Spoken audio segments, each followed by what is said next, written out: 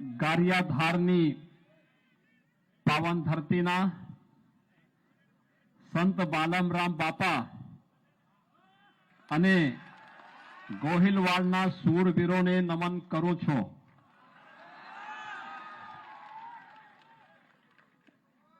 Gariadhar Bharatiya Janata party के लोकप्रिय प्रत्याशी श्री केशुभाई नाकरानी जी, गुजरात प्रदेश उपाध्यक्ष महेंद्र सिंह जी, संत स्वामी धनसुख बापू जी, स्वामी हरजीवन दास जी, प्रफुल्ल भाई, केतन भाई, आती भाई और भारी संख्या में गारियाधार विधानसभा क्षेत्र से जुड़े हुए सभी उपस्थित भाइयों बहनों, पूज्य संतों और शूरवीरों की इस धरती को नमन करते हुए मैं आप सबका अभिनंदन करता हूं।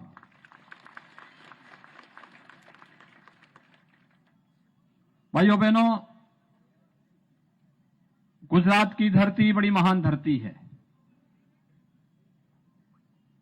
उत्तर प्रदेश में जन्मे भगवान कृष्ण कन्हैया इस धरती पर आकर के द्वारिकाधीश हो गए। उत्तर प्रदेश के ही अयोध्या के पास छपिया में जन्मे भगवान स्वामीनारायण गुजरात में आस्था के प्रतीक बनकर के छा गए। गुजरात की धरती ने राष्ट्रपिता महात्मा गांधी दिया, जिन्होंने देश की आजादी को नेतृत्व देते हुए ब्रिटिश हुकूमत को भारत छोड़ने के लिए मजबूर कर दिया था। गुजरात की धरती ने लौह पुरुष सरदार वल्लभ भाई पटेल दिया, जिन्होंने भारत के एकीकरण में अपने लौह हस्त से पूरे भारत के एकीकरण का बीड़ा अपने हाथों में लिया और वर्तमान भारत को बनाने में अपना योगदान दिया। और गुजरात की धरती को इस सौभाग्य प्राप्त है कि आज भारत के लोकप्रिय प्रधानमंत्री, दुनिया के सबसे लोकप्रिय नेता श्री नरेंद्र भाई मोदी गुजरात की ही माटी ने भारत को दिया है। आज मोदी जी के नेतृत्व में भारत वैश्विक मंच पर अपनी एक नई चमक के साथ आगे बढ़ रहा है। यह देश अपनी आजादी का अमृत महोत्सव मना रहा है और आजादी के अमृत महोत्सव में भाइयों बहनों, हम सब जानते हैं, आजादी के अमृत महोत्सव में भारत की विरासत को सम्मान मिल रहा है। भारत के शूरवीरों को, स्वतंत्रता संग्राम सेनानियों को, अमर बलिदानियों का जहां स्मरण हो रहा है, वहीं वैश्विक मंच पर भारत एक नई धमक के साथ आगे बढ़ रहा है। जिस ब्रिटेन ने 200 वर्षों तक भारत पे शासन किया था, आजादी के अमृत महोत्सव वर्ष में उस ब्रिटेन को पछाड़ करके भारत का दुनिया की 5वीं बड़ी अर्थव्यवस्था बनना एक नए भारत का आभास हम सबको कराता है। और भाइयों बहनों, अगले 1 वर्ष तक दुनिया के वे बड़े देश जिनका दुनिया के 80% संसाधनों पर अधिकार है, उनका नेतृत्व प्रधानमंत्री मोदी जी के नेतृत्व में भारत करेगा।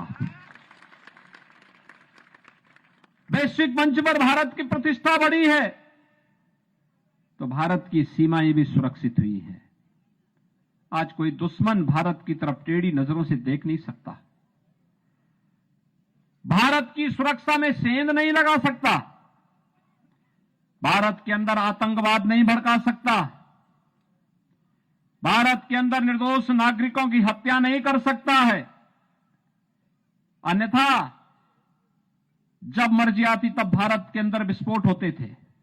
कभी राम मंदिर पर हमला होता था, कभी काशी पे हमला होता था, कभी गांधीनगर में स्वामीनारायण मंदिर पर हमला होता था, कहीं कभी किसी अन्य स्थान पर हमला होता था। कोई क्षेत्र छूता नहीं था। कहीं मुंबई पे होता था, कभी दिल्ली की संसद पे होता था। नरेंद्र भाई मोदी जी जब मुख्यमंत्री बने गुजरात में कर्फ्यू हमेशा के लिए समाप्त हो गया, दंगे हमेशा के लिए समाप्त हो गए। देश के प्रधानमंत्री बने, आतंकी हमले समाप्त हो गए। आज एक सुरक्षित भारत की परिकल्पना को साकार किया है प्रधानमंत्री मोदी जी के नेतृत्व ने। और यही नहीं, आस्था का भी सम्मान हो रहा है। अयोध्या में भगवान राम के भव्य मंदिर के निर्माण का कार्य भी प्रारंभ हो गया है।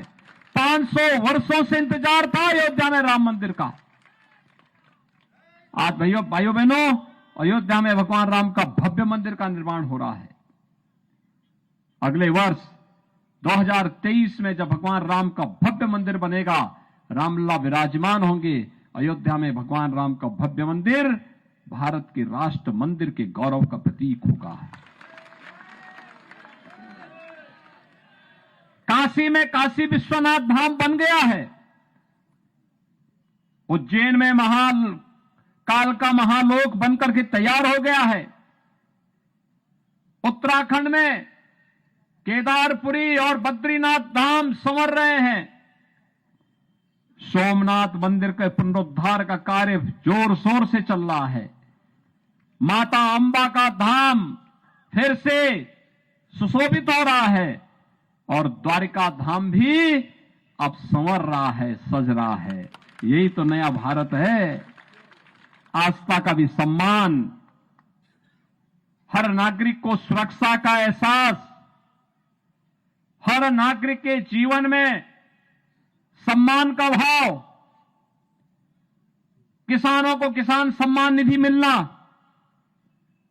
नौजवानों को नौकरी और रोजगार की गारंटी मिलना, हर घर नल की योजना, हर गरीब को 5 लाख रुपए की आयुष्मान भारत की स्वास्थ्य बीमा का कवर मिल जाना, कोरोना कालखंड में बिना भेदभाव के हर को फ्री में टेस्ट, फ्री में उपचार, फ्री में वैक्सीन और हर गरीब को फ्री में राशन की सुविधा भी नरेंद्र भाई मोदी जी ने दिया। भाइयों बहनों, कांग्रेस और आम आदमी पार्टी सेकुलरिज्म के नाम पर जाति, मत और मजहब के आधार पर देश के सामाजिक ताने बाने को छिन्न भिन्न करती है, समाज को तोड़ती है, कमजोर करती है, भ्रष्टाचार को बढ़ावा देती है। भारतीय जनता पार्टी का राष्ट्रवाद बिना भेदभाव के शासन की योजना हर व्यक्ति तक पहुंचाने और सबका साथ सबके विकास की भावना पे विश्वास करता है। और सबका साथ और सबके विकास का ये भाव ही आज भारत को एक नए भारत के रूप में प्रस्तुत कर रहा है। भाइयों बहनों, अगर कांग्रेस के कालखंड में कोरोना आता तो गरीबों को फ्री में राशन नहीं मिल पाता, फ्री में वैक्सीन नहीं मिल पाता, फ्री में उपचार और फ्री में टेस्ट नहीं हो पाता। कांग्रेस रहती तो कश्मीर से धारा 370 समाप्त नहीं हो पाती। कांग्रेस रहती तो अयोध्या में राम मंदिर का निर्माण नहीं हो पाता। क्या कांग्रेस अयोध्या में राम मंदिर का निर्माण कराती? क्या कश्मीर से धारा 370 समाप्त करती? भाइयों बहनों, जब कांग्रेस आपकी आस्था का सम्मान नहीं कर सकती है, आपके देश को समृद्धि की ओर अग्रसर नहीं कर सकती है, आपके जीवन में खुशहाली नहीं ला सकती है, आपके सुख दुख में सहभागी नहीं बन सकती है, उस कांग्रेस और आम आदमी पार्टी को वोट देकर के अपना वोट हम खराब क्यों करना चाहते हैं? किसी भी स्वाभिमानी व्यक्ति को कांग्रेस और कांग्रेस और आम आदमी पार्टी की ओर नहीं जाना चाहिए। भाइयों बहनों, ये दोनों दल केवल सत्ता लोलुप हैं, इनको सत्ता चाहिए, सत्ता का बंदर बांट चाहिए। इनको देश की सुरक्षा, देश की समृद्धि, आम नागरिक की सुरक्षा, इससे इनको कोई लेना देना नहीं है। जब उनको इससे कोई लेना देना नहीं है, तो मैं भी आपसे अपील करने के लिए आया हूं कि आपका भी उनसे कोई लेना देना नहीं होना चाहिए।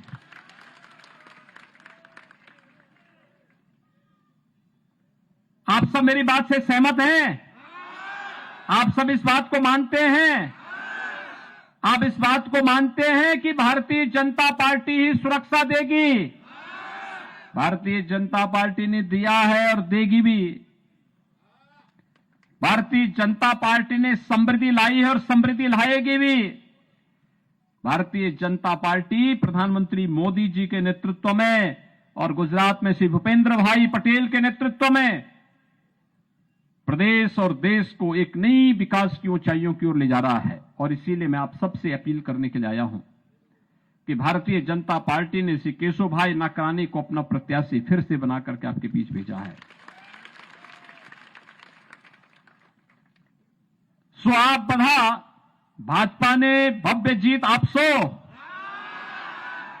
हाथ ऊंचा करने समर्थन आपो।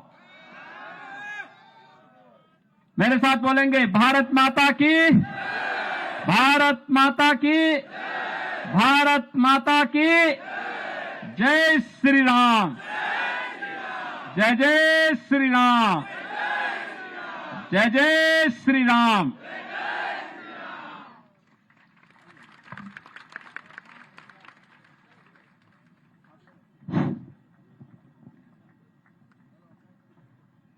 સૌને અભિનંદન ઝીલવા માટે અમને